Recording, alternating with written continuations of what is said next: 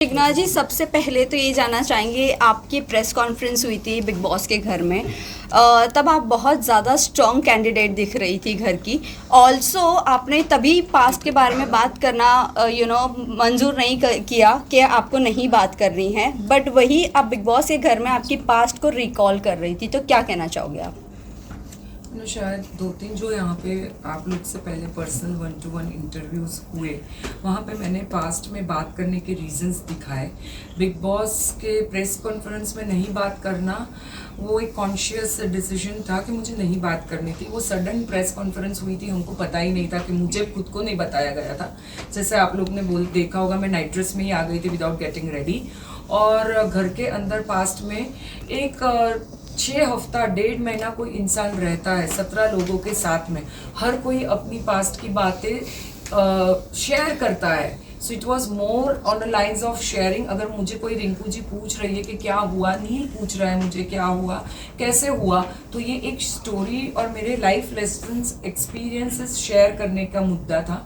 It was nothing to other than that. जितना जी, आपको लगता है कि आपको सब लोगों ने मिलकर कुछ लोगों ने मिलकर टारगेट किया है घर में, या फिर जहाँ जहाँ पे आपको वोकल होना चाहिए था वहाँ पे आपने उतना स्ट्रांगली अपना पॉइंट रखा नहीं, इसलिए आज आप बाहर हैं? दोनों में से आपको क्या लगता है? मैंने मेरे पॉइंट्स तो जहाँ मुझे रखने चाहिए थे मैंने बहुत अच्छे से एकदम स्ट्रांगली रखे हैं। हाँ, मैंने दूसरों लोग के जैसे चिल्ला के नहीं रखे, मैंने झगड़े नहीं किए, कॉफ़ी के लिए झगड़ा, चोरी नहीं किया, पराठे नहीं चोरी किया। शायद सबको वही पसंद है, उसी में टीआरपी मिलती है, तो हाँ मैंने वो नहीं किया। बट जहाँ पे मुद्दे थे जेन्यून, जैसे मनारा और खानजादी के बीच में झगड़ा हुआ था, तब मैंने खानजादी के साथ मेरे कितने भी डिफरेंसेस रहे हो, मैंने खानजादी की साइड ली थी। कितना बार दिखाया गया है वो मुझे नहीं मालूम है। जहाँ मनारा गलत थी मैंने मनारा की साइड नहीं ली। तो वैसे काफ़ी मुद्दे थे जहाँ अभिषेक ने ट्रिप किया अपना एंगर, तो उसको कंट्रोल करने में हेल्प किया मैंने और रिंकू जी ने। और जो जो मुद्दे लगे कि ये जेन्यून है और घर को, बिग बॉस घर को इफेक्ट हो रहे हैं, वहाँ पे मैं खड़ी रही थी, मुझे ऐसा लगता है। तो कि जब ग्रेस पीरियड में आपका नाम लिया गया, बहुत हर्ट हुई स्पेशली अरुण से, और सबसे ज़्यादा आप टेक रहती हुई नजर आई कि आपने उनके अंडरवेयर धोए हैं, उसके बाद भी उन्होंने ऐसा किया है। क्या आप कहना चाहिए, क्या सही था वो करना? मेरा करना या अरुण का करना? अरुण का भी करना और आपका उनके लिए ये सब करना। एक घंटे के एपिसोड में या 24 आवर्स में आप लोग 24 घंटा तो वो एपिसोड देखते नहीं होंगे मेरे हिसाब से। एक चेन बनती है। मेरे को बुरा नावेद के लिए लगा था, जो मैंने स्पेसिफाई किया था किसी के साथ कन्वर्सेशन करते हुए, कि it's not about me, it's about Naved.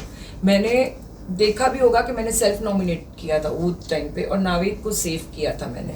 सो नावेद के लिए सबको बुरा लगा था, क्योंकि वो हमारे हिसाब से वो प्रोग्रेस कर रहा था, उसमें इवॉल्व बहुत आगे बढ़ गया था वो कंपैरेटिवली। बाकी लोग थे जो ग्रेस पीरियड में आना उनका जस्टिफाई हो सकता था।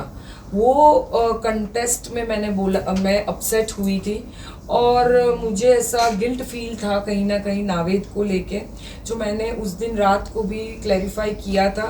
और जहाँ तक अरुण के क्लोथ्स जो धोने की बात थी, उसको आउट ऑफ प्रोपोर्शन लिया जा रहा है।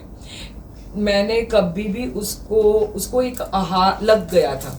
मनस्वी जिस दिन जा रही थी, उसके बाद वो एक साइड मनस्वी का टनल से बाहर निकलने का था, और अभिषेक, तहलका जी और अरुण तीनों में फाइट हुई थी, और अरुण ने अपना हाथ खुद ही फ्लोर पे गार्डन में वो किया था, तो उसको पूरा सूज गया था। उसको, हमको सबको लगा ही था कि उसको हेयरलाइन फ्रैक्चर था, जो 10 दिन तक चला। तो मेरी मैं ऐसी ही हूँ, मैं किसी को ना नहीं बोल सकती हूँ। तो वही गुड फेथ में मैंने बोला था, अरुण जी कोई बात नहीं, मैं आपको धो देती हूँ कपड़े। वॉशिंग मशीन थे नहीं, सब लोग अपने अपने कपड़े धोते थे, और वो ज़्यादा पैम्पर्ड है, वो उनका परसों पता चला। तो वही रीज़न था कपड़े धोने का, और मुझे नहीं लगता मैंने कुछ गलत किया, और ना ही ये चीज़ का मैंने फ़ायदा उठाया है। अपने में इतनी इंसानियत होनी चाहिए सब में, कि किसी के लिए स्टैंड एटलीस्ट हेल्प कर सके। लास्ट वीक जब आप नॉमिनेट हुई, उसके बाद आप कहीं ना कहीं कम दिखी टीवी पे, ये हम बोल सकते हैं ये भी एक रीज़न हो सकता है, या कम दिखाया गया आपको? कम दिखाया गया उसका तो मुझे नहीं मालूम कितना दिखाया क्योंकि गया। जब हम लोग कल मैं बाहर निकली हूँ, तो मैंने अब तक पास्ट के एपिसोड्स देखे नहीं है, तो मुझे नहीं मालूम क्या दिखाया गया।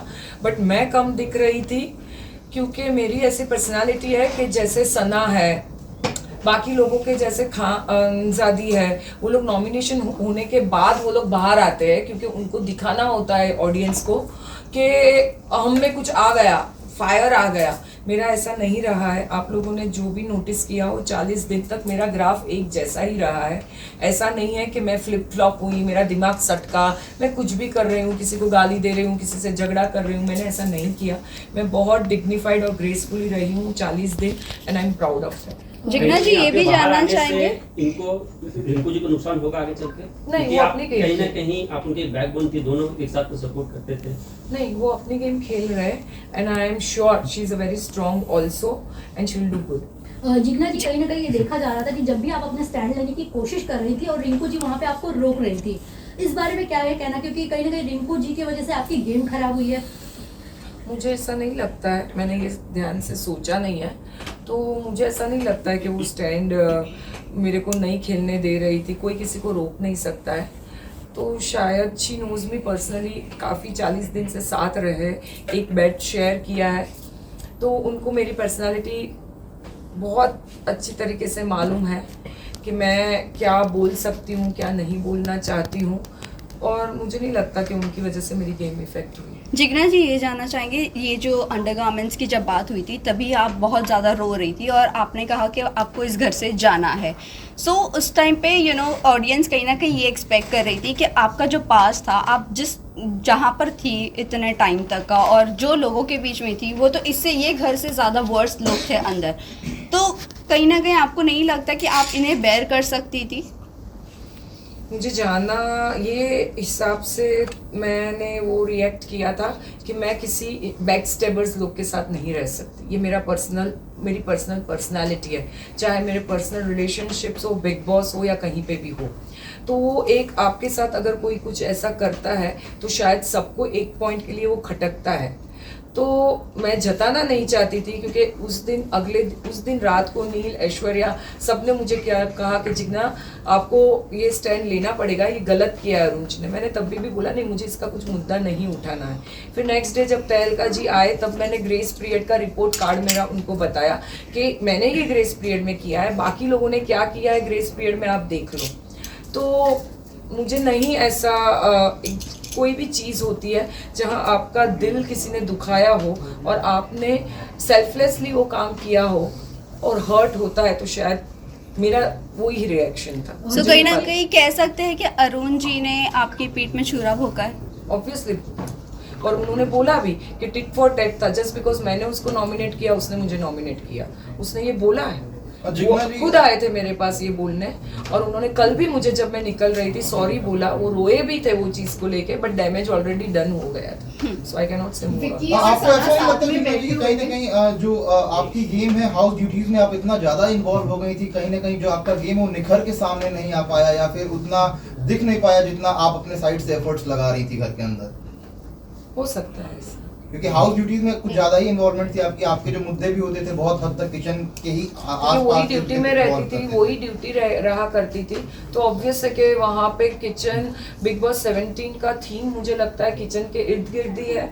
ज़्यादा कुछ अब तक टास्क हुए नहीं है, जो भी हुआ है राशन को लेके हुआ है, जो भी हमको अभी लिमिटेशंस बोलो वो किचन से रिलेटेड ही हुई है ज़्यादातर। मुद्दे कॉफ़ी चोरी करने से लेके, अंडे चोरी करने से लेके, दही चोरी करने के लिए, तो सब कुछ खाने के इर्द गिर्द ही चल रहा था। तो ऑब्वियसली आप वहाँ पे हो तो आप वही पॉइंट रेज करोगे। जो कंटेस्टेंट्स थे आपके साथ में, जो हाउसमेट्स हैं, उन लोगों ने कहीं ना कहीं उन चीज़ों का डिनायल किया जिसके बाद वो ज़्यादा लाइमलाइट में आ गए और आप उन सारी चीज़ों को बाकायदे फॉलो करती रहीं, तो वो चीज़ कहीं ना कहीं लोगों ने नोटिस नहीं की। वो लोगों का प्रॉब्लम है, मैं कुछ नहीं कर सकती उसमें।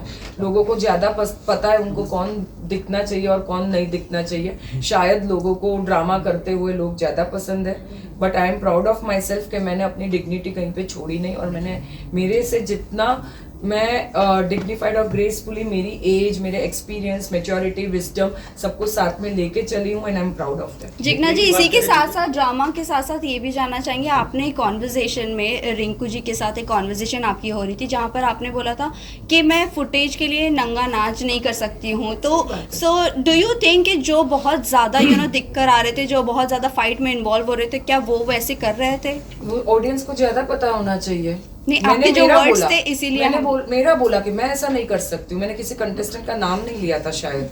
नहीं, आपने नाम नहीं मैंने लिया था, सिर्फ मेरा बट बोला द था। थिंग इज कि आप जो जिस तरह से फाइट कर रहे हैं, बहुत ज्यादा जो दिख रहे लाउड होकर, तो कहीं ना कहीं क्योंकि ऐसा वो गेम की स्ट्रेटेजी है। मैं ऐसी खुद पर्सनालिटी हूँ नहीं। बिग बॉस भी काफ़ी टाइम बोलते आ रहे थे कि लोग बहुत पिछली सीजन देख दाग के आए हैं और वो लोग वही करना चाह रहे हैं, बट ये वैसा सीजन नहीं है। जो भी करना है डंके की चोट पे करो।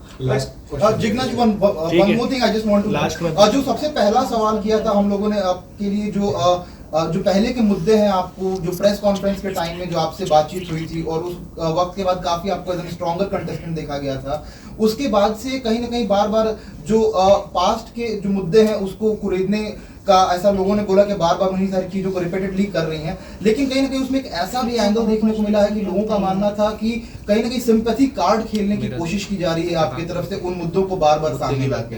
क्या कुछ कहना है आपका इस पे? मुझे ऐसा नहीं लगता है। 12 साल में मैंने कभी किसी से सिंपैथी ली ही नहीं है, तो ये प्लेटफॉर्म पे आके मुझे सिंपैथी की जरूरत नहीं थी।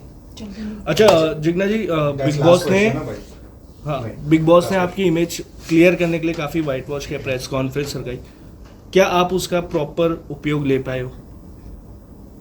वो आप ऑडियंस को पूछना चाहिए।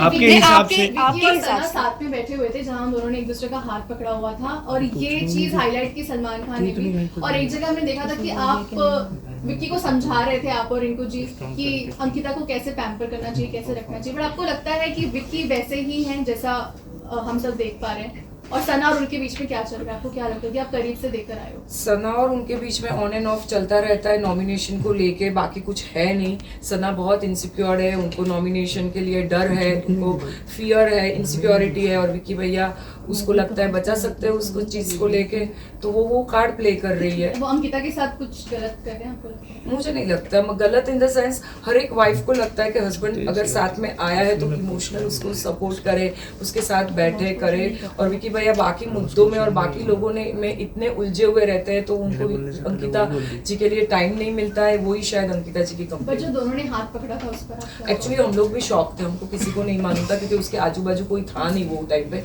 शायद मैं अंदर के रूम में, तो हम लोग भी एक दूसरे को पूछ रहे थे कि किसने क्या किया। और वो ही 10 मिनट के बाद मैं बाहर निकल गई थी, तो मुझे सच में जेन्युइनली कुछ ज्यादा पता नहीं। जिग्ना में टॉप 5 में किसे देखते हैं आप? टॉप 5 में और किसे देखते strong हैं? contestant कौन है? लगता है आपको? अब तक के जो आप घर में जब रह के आई उसमें से this is just 7th week has started, तो अभी टॉप 5 का बोलना बहुत मुश्किल है। बट हाँ, Munawar I think he is a right candidate to lift the trophy. Thank you. Thank you so much. So, thank you.